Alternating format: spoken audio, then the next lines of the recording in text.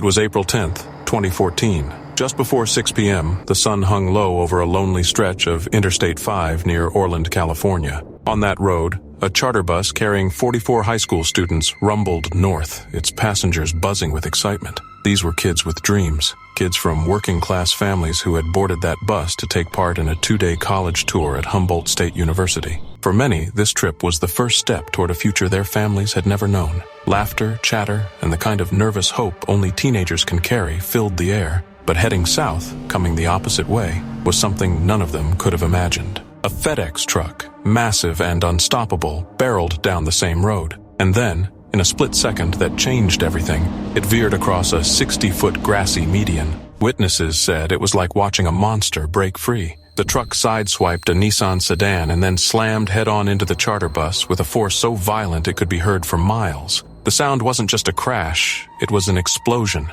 Flames erupted instantly, swallowing steel and glass in a fireball that lit up the evening sky. Smoke rose thick and black, curling upward like a signal of disaster. Inside the bus, chaos broke out. Screams, heat, confusion. Teenagers who moments earlier had been dreaming of their future were now fighting for their lives. 17-year-old Jonathan Gutierrez had been asleep when the impact came. He woke to fire, panic, and desperation, leaping from the bus with nothing but the clothes on his back. He escaped with bruises and a split eyebrow, but his friends, his classmates, were still trapped inside. Some never made it out. 18-year-old Ismael Jimenez refused to save only himself. As the flames closed in, he smashed a window and began pulling students out, one by one, until he was overtaken by smoke and fire. He died a hero, his final act one of selflessness. Denise Gomez, also just 18, didn't survive either. She was a leader at her school, a soccer player, a yearbook editor, the kind of student who inspired others.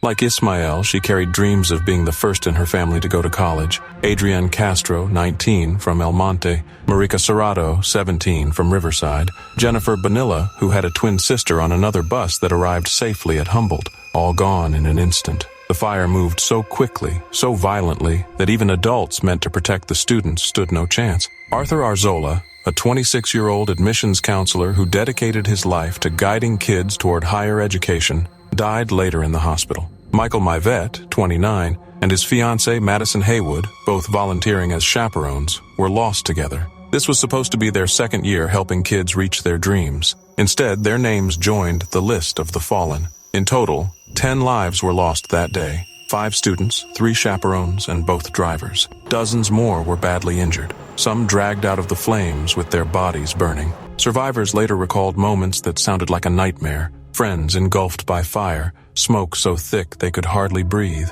windows cracking under the heat. Some victims were burned so badly they could only be identified by dental records or DNA. December 11th, 1990. Just after sunrise, Interstate 75 near Calhoun, Tennessee, should have been like any other morning commute. But instead of a smooth drive, the highway turned into one of the deadliest pileups in U.S. history. Out of nowhere, a wall of thick, soupy fog blanketed the road. Drivers who had been cruising at full speed suddenly couldn't see more than a few feet in front of them. Brake lights vanished in the mist, and in seconds, panic set in. It started with one crash. A driver, blinded by the fog, plowed into the car ahead. The impact was the first domino to fall. One collision led to another, and then another, until the sound of twisting metal and shattering glass echoed for nearly half a mile. When the smoke finally cleared, 99 vehicles were wrecked across I-75. Fires from leaking fuel lit up the fog, while the screams of the injured cut through the chaos. Survivors later described it as stepping into a war zone. 12 people never made it out alive. Another 42 were rushed to hospitals, many with devastating injuries. Some stumbled out of their cars dazed and bleeding, only to hear more crashes piling up behind them in the fog. First responders fought desperately to pull people from burning vehicles, but the zero visibility and constant explosions turned the rescue itself into a nightmare. Sarah Miller, one of the survivors, recalled the terror years later. I slammed on my brakes as hard as I could when I saw those dim red lights ahead, but it was no use. The next thing I remember was a loud crash, and then everything went black. Investigators from the National Transportation Safety Board later confirmed the obvious trigger. Visibility had dropped to almost nothing in a matter of seconds. But the bigger mystery was why that stretch of highway was so vulnerable. Some pointed to the natural geography. the valley and the nearby Hiwassee River trapping fog. Others believed emissions from a local paper mill worsened the conditions. Lawsuits were filed, and the mill eventually paid millions in settlements. Though no single cause could ever be definitively proven, the disaster did force change. Tennessee later installed one of the nation's first fog detection systems, complete with flashing electronic signs, warning lights, and even barrier gates to shut down the highway. Cameras were eventually added for real-time monitoring, but for the families of the victims, those safety measures came far too late. The I-75 fog crash of 1990 remains a chilling reminder that sometimes nature holds all the cards, and human lives can be shattered in an instant. It was just after 1 a.m. on June 7, 2014, along the New Jersey Turnpike. A group of friends, comedians, writers, performers, were heading home after a night of laughter at the Dover Downs Hotel and Casino in Delaware. In the van was Tracy Morgan, still riding the wave of his comedy career. Beside him was his longtime friend, 62-year-old James McNair, known to everyone as Jimmy Mack. He wasn't just a comedian. He was a mentor, a giver, a man who spent his life lifting others up. That night, he had joined the tour for support, for camaraderie, but none of them would reach home. A Walmart tractor trailer barreled toward them from behind. Its driver had been awake for more than 28 hours, nearly 2 days without rest. He never slowed down. At highway speed, he slammed into the back of their customized Mercedes-Benz Sprinter limo. The impact was devastating, igniting a 6-vehicle pileup and ripping the van apart. Inside, chaos unfolded. Most of the passengers weren't wearing seatbelts. Emergency exits had been blocked or jammed. A plywood partition separated the driver from the passengers, cutting off their chance to escape. In the very back, where the crash struck hardest, sat James McNair. He died instantly. For McNair, life had always been about more than the stage. Born in 1951 in Peekskill, New York, he wore many hats, working in a homeless shelter, cooking at the Salvation Army, volunteering at church, organizing community events. He built a platform for others, creating the original Uncle Jimmy Mack Amateur Hour to give unknown comics their first shot at a crowd. Comedy didn't make him rich, but it brought him into the orbit of Tracy Morgan. The two met in Harlem in the early 1990s and became inseparable. As Morgan's career soared, McNair stayed close, writing jokes, offering notes, even freelancing for Saturday Night Live. For Tracy, he was more than a friend. He was family. But on that night, McNair never stood a chance. He left behind 2 children who would never again hear his voice or see him perform. Tracy Morgan survived, but survival came at a brutal cost. His ribs, his leg, his face, broken in multiple places. His brain, injured so severely that doctors placed him in a medically induced coma. For 8 days, he lay unresponsive, balanced between life and death. When he finally woke, he couldn't walk, couldn't talk, couldn't even see clearly. The man who made millions laugh now faced a new battle, remembering how to be himself. Rehab lasted 2 long months. Morgan relearned how to move, how to speak, but his spirit was fractured. He admitted later that depression consumed him, that mood swings left him lost. An upcoming show was canceled. For a time it seemed comedy, the thing that defined him, might be gone forever. The lawsuit that followed was staggering. Walmart settled privately, with reports placing the payout around $90 million, one of the largest personal injury settlements in U.S. history. But even that couldn't close the wounds. Walmart's insurers fought the decision, questioning the settlement, dragging Morgan's name through legal battles, as though his pain could be measured in paperwork. The National Transportation Safety Board left no doubt. The crash was preventable. The driver had violated hours of service rules and sped recklessly into the limo. He took a plea deal, avoided prison, and walked away. But for James McNair, there was no walking away. His body was laid to rest in Cortlandt Manor, New York. His family received part of the settlement, but no amount of money could fill the absence of his laugh, his generosity, his presence.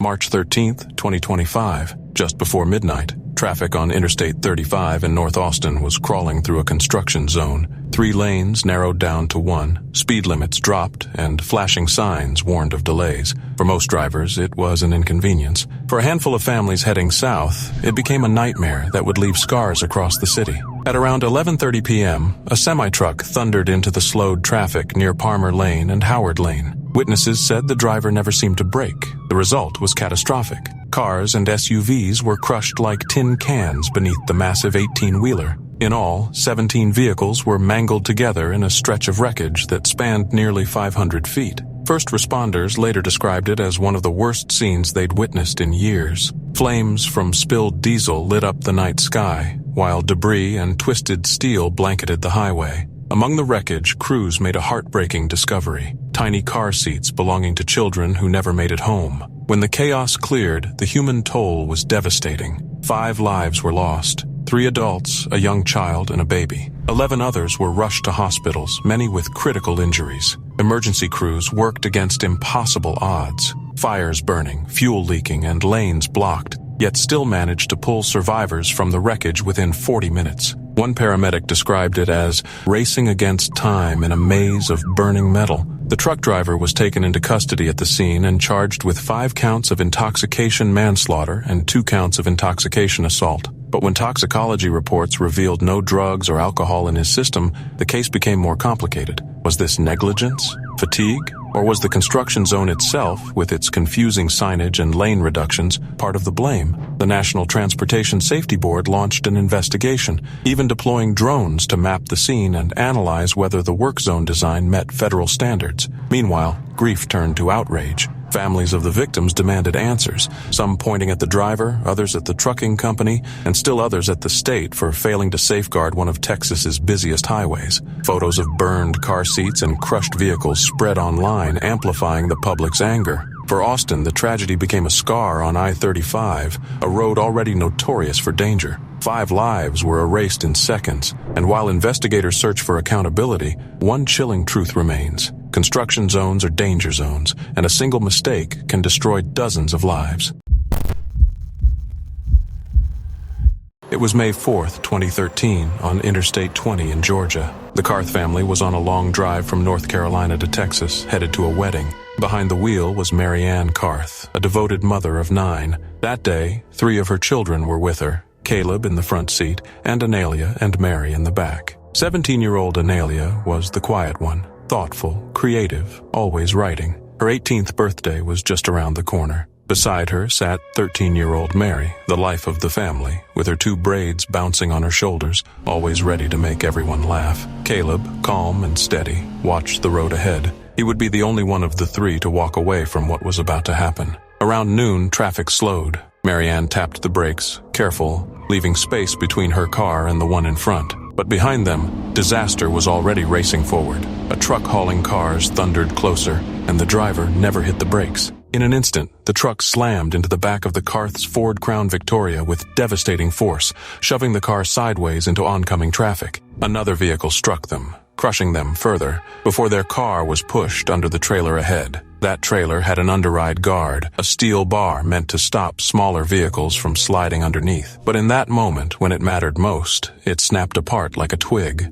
The Carth's car was swallowed beneath the truck. The rear end of the car, where Analia and Mary were sitting, was destroyed in an instant. Analia never had a chance. She died immediately. Mary was still alive, but her body was crushed, her injuries catastrophic. Emergency workers fought to save her. They had to cut her braids, her signature look, the hair she had never once cut in her life, just to reach her injuries. 4 days later, on May 8th, Mary died in the hospital. Mary Ann survived with painful injuries, Caleb with a concussion. The truck driver was found unconscious after the crash. Investigators said he had drifted, lost control. He later pled guilty to charges connected to the wreck. His commercial license was suspended for 2 years. But Mary Ann and her husband Jerry couldn't just bury their daughters and move on. They wanted answers. Why had the underride guard failed so catastrophically? It had met federal safety standards, but those standards were from 1998, and those rules never required testing for real-world strength. On paper, it was safe.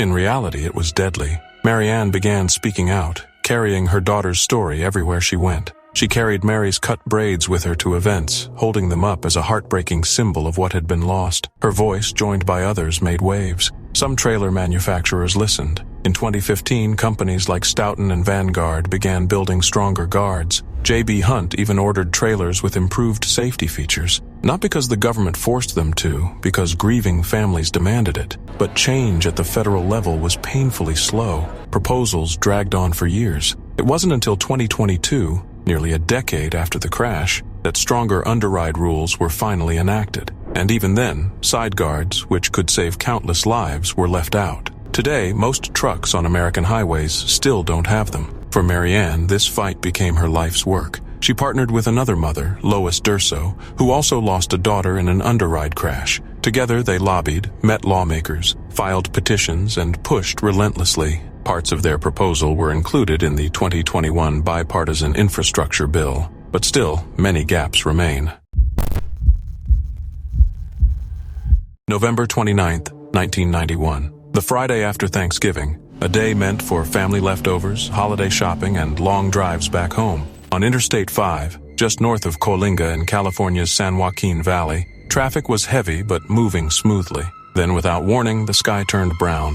A violent dust storm, driven by 60-mile-per-hour winds and years of unrelenting drought, swallowed the highway whole. In seconds, visibility dropped to nothing. At 2:23 p.m., the first crash was reported. A driver, blinded by the swirling haze, slammed into the vehicle ahead. That one collision set off a chain reaction that would spiral completely out of control. In just 6 minutes, 33 separate accidents unfolded, tangling 104 cars, trucks, and tractor-trailers across a mile and a half of highway. Vehicles jackknifed, piled into one another, and some erupted into flames. Survivors would later say it felt like stepping into a war zone. Burning trucks, twisted wreckage, and bodies lying across the road. By the time the chaos ended, 17 people were dead, and roughly 150 more were injured. Some drivers were trapped inside their crushed cars for hours, waiting desperately for help to arrive. But rescue wasn't easy. Even firefighters, paramedics, and highway patrol officers rushing to the scene found themselves in collisions of their own.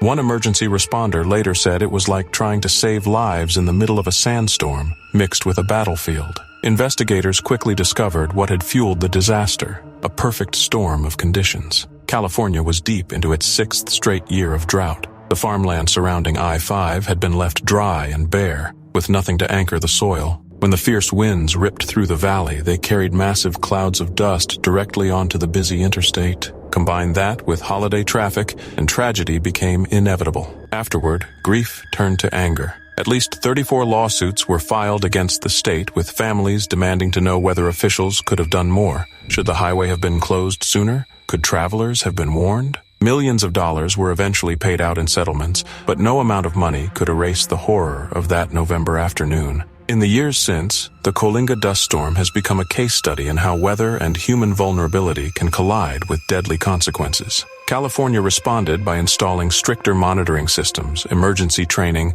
and modern warning tools. But even today, drivers in the San Joaquin Valley know that when the winds pick up and the air turns brown, they're facing the same invisible enemy that claimed 17 lives in 1991.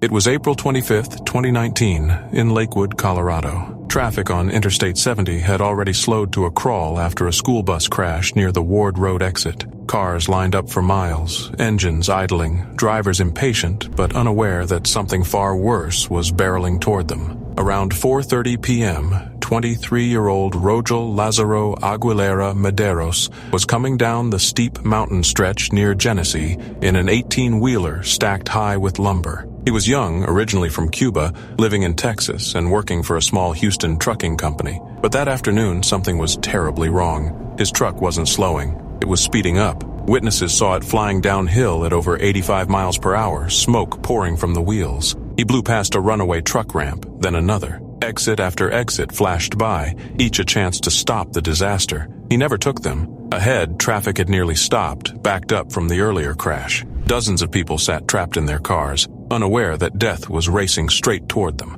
Aguilera Mederos swerved desperately, weaving between vehicles, nearly forcing some off the road. One driver even went live on social media, capturing the semi thundering past at impossible speed. Seconds later, the inevitable happened. The truck slammed into the line of traffic, minus 28 vehicles crushed in an instant, including 3 other semis. The force unleashed chaos. One truck carried gasoline, another mattresses, combined with Aguilera Mederos' load of lumber. The collision turned the highway into an inferno. Flames erupted. Black smoke rose into the sky. Explosions echoed across Lakewood. People miles away could see the fire and hear the blasts. By the time emergency crews arrived, the scene was apocalyptic. 4 men were gone. 61-year-old Doyle Harrison, 67-year-old William Bailey, 69-year-old Stanley Politano, and 24-year-old Miguel Angel Lamas Arellano. 6 more were badly injured, among them an EMT named Malaya Harsh, who was pregnant at the time. She later admitted she thought she and her baby were going to die. Somehow both survived.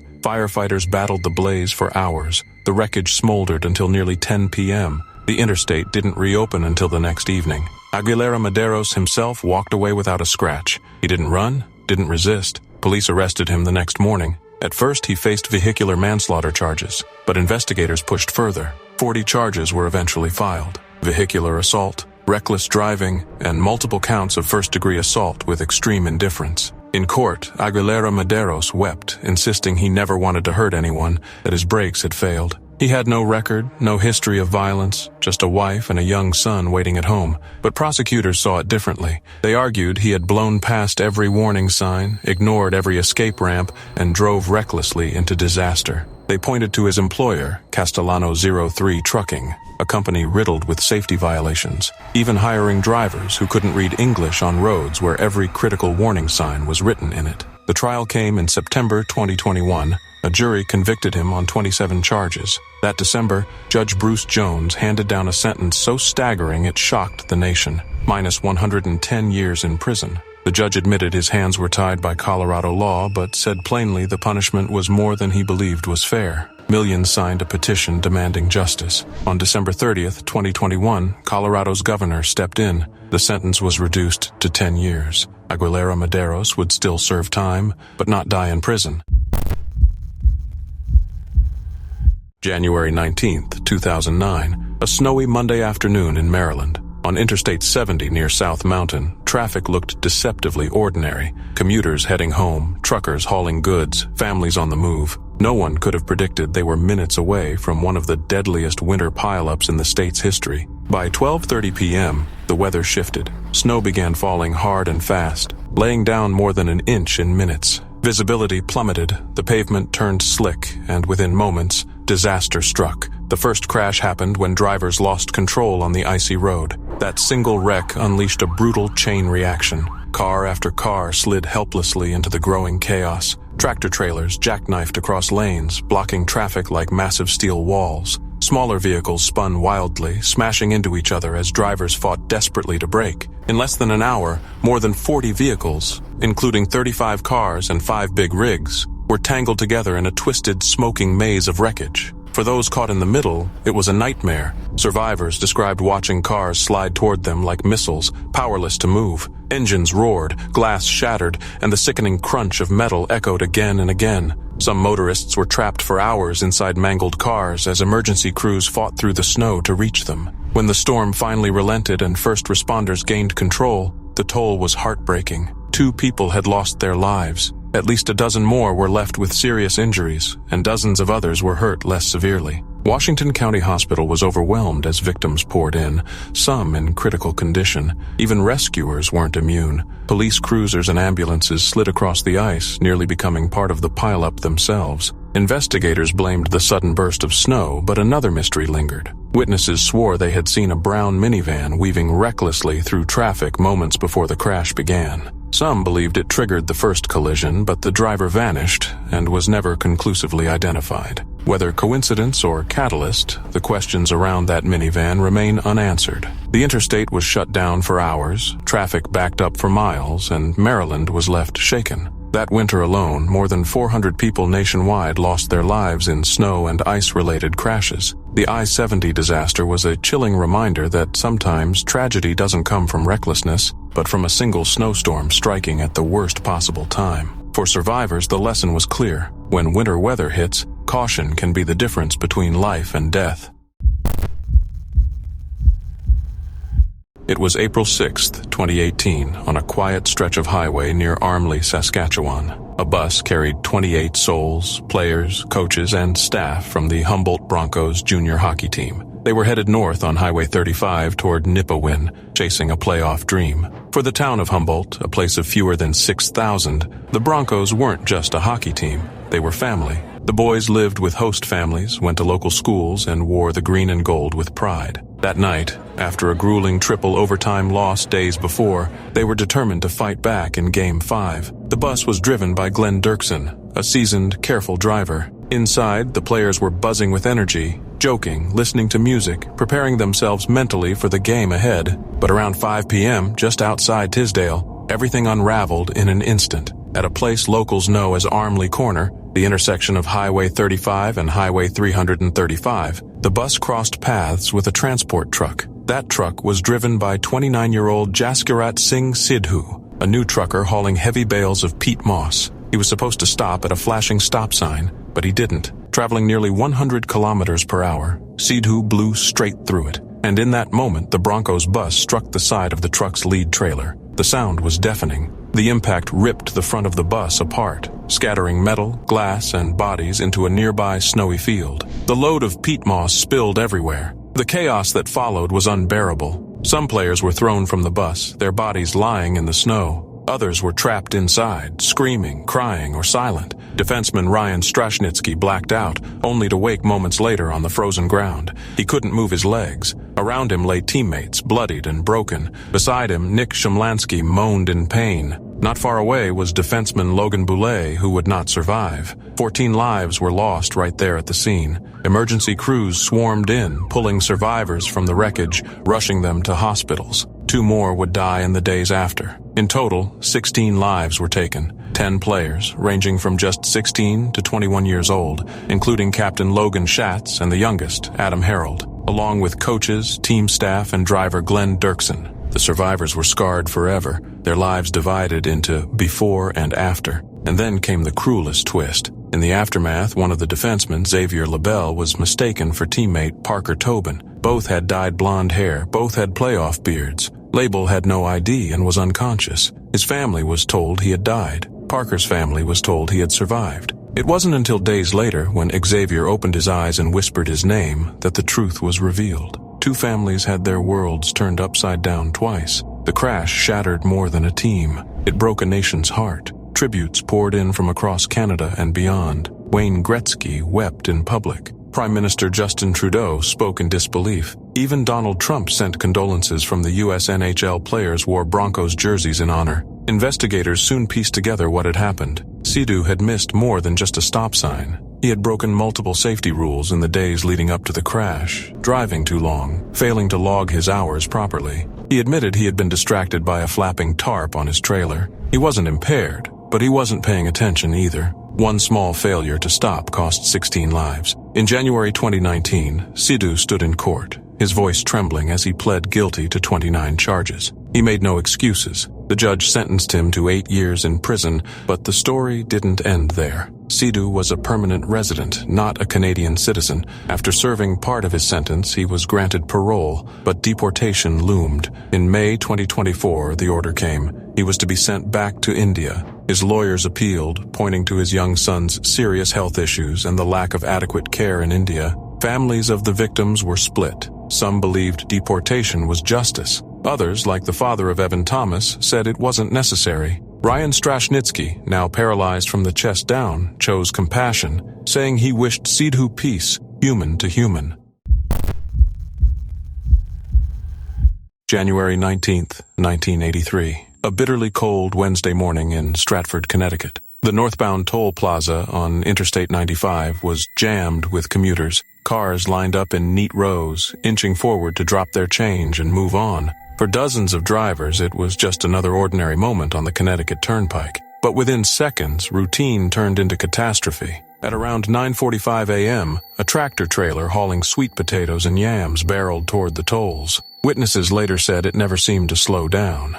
Investigators would debate whether the driver, 37-year-old Charles Ellitz, had fallen asleep at the wheel or whether his brakes had failed. Either way, the outcome was devastating. The massive truck slammed full force into the line of cars waiting in the exact change lane. The collision was explosive. 3 cars were crushed instantly. Fuel tanks ruptured, and a fireball shot into the winter sky. Toll collectors dove for cover as flames engulfed the booths and vehicles. The entire plaza shook from the blast. One survivor compared it to a bombing. There was fire everywhere, people screaming, cars stacked on top of each other. It felt like a war zone. By the time firefighters extinguished the blaze and pulled victims from the wreckage, 7 people were dead, including women and children. Several others suffered horrific burns and injuries. Among them was a young boy who clung to life for days on a ventilator before tragically passing away. His short life ended in the cruelest way imaginable. The truck driver survived and was charged with negligent homicide. His sentence, 6 months in jail and a $1,000 fine, was seen by grieving families as insultingly light. For them, no punishment could ever measure against the lives taken in an instant. But this tragedy did not fade quietly. Outrage spread across Connecticut as residents demanded action. For years, commuters had complained about the dangers of toll booths, but now the danger was undeniable. The Stratford disaster became the tipping point. Within 2 years, lawmakers dismantled all 8 toll plazas across the state. By 1985, toll collection on Connecticut highways was gone for good. The I-95 toll booth crash is remembered not only for the 7 innocent lives lost, but also for the sweeping change it forced. It proved that sometimes it takes heartbreak to push society toward reform. 7 lives ended on that cold January morning, but their deaths reshaped Connecticut's roads forever.